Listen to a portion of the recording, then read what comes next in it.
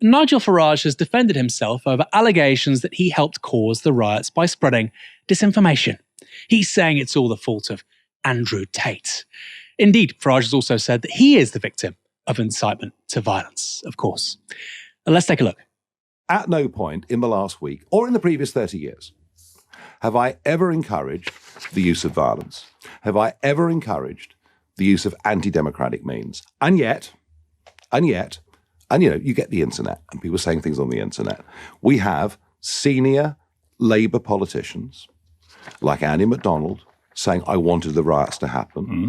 We have former Conservative MPs like Anna Soubry saying that I orchestrated the riots. Mm-hmm. We have LBC presenters like James O'Brien calling them the Farage riots. I have had nothing to do with any form of street violence now or at any point in my career. But and people this aren't level, just being arrested for and going this out level, this level of incitement to violence against me, which is utterly baseless, has led to a huge increase in my security uptick. Well, I'm sorry to hear that you have been... No. You as a broadcaster too have that responsibility. LBC as a broadcaster have that responsibility. You're splitting hairs. I'm not right? splitting hairs, Nigel. You are splitting hairs. I'm keeping you to the words that you use. I am telling you that in this country there is a widespread perception of two-tier policing. But you're also in a position to give them the reality, Nigel. Yes, and the reality might be very different from their perception. No, you agree? I personally believe that we police different communities according to their racial backgrounds in different ways, and I want it to end. There's been race riots and pogroms, but don't worry! The real victim is Nigel Farage. Farage proceeded to talk about perhaps the most famous son of Luton, Andrew Tate. In the immediate aftermath of the Southport stabbings, that engaged in conspiracy theories about who did this and about whether the police were telling the truth. You said, and I'm quoting here, some reports suggest he, the man charged, was known to the security services. Which reports? This is the problem, isn't it? One of the reasons the Southport riots were as bad as they were is we weren't told the truth. There were stories online from some very prominent folks with big followings, Andrew Tate, etc., suggesting the man had crossed the English Channel in a boat in October 2023. Other suggestions that he was an active Muslim.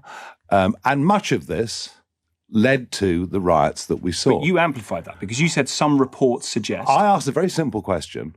Was this person known or not? Now, to the security services. Absolutely. And that's a perfectly legitimate question, which was raised by Yvette Cooper. But, Nigel Farage, you didn't just do that, did you? You said some reports suggest he was known to the security services. Those reports were from a fake news website amplified by Russian state TV and, as you mentioned, Andrew Tate. Which ones were you looking at? Which adds to what I was asking for. Give us some clarity.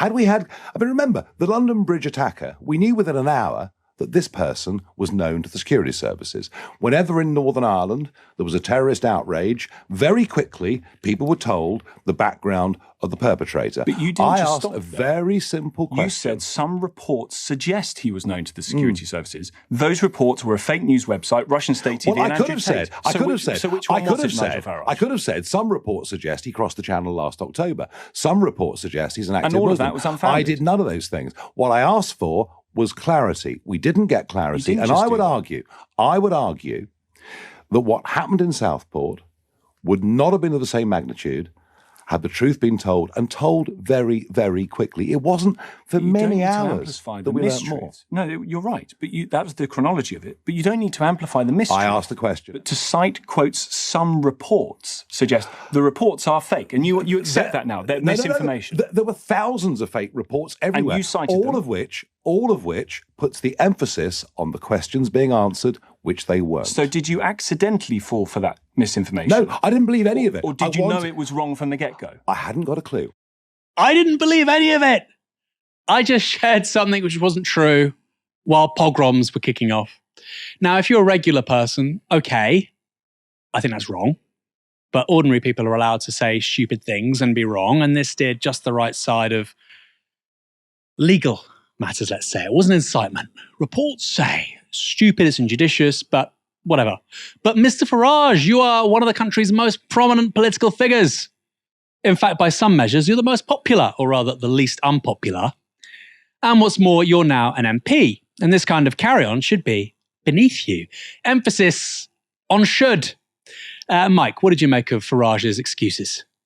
Just a load of nonsense. I think Farage needs to understand, and I guess, look, he's not been an MP for long, and I think responsibility, he needs to get used to it. But I think he needs to understand that in his current position, he cannot sit there, have some kind of recording saying, he's kind of alluding to the fact that the fake news stories are correct, right? That's an irresponsible use of his platform as a politician, as an elected member of Parliament. It's completely irresponsible.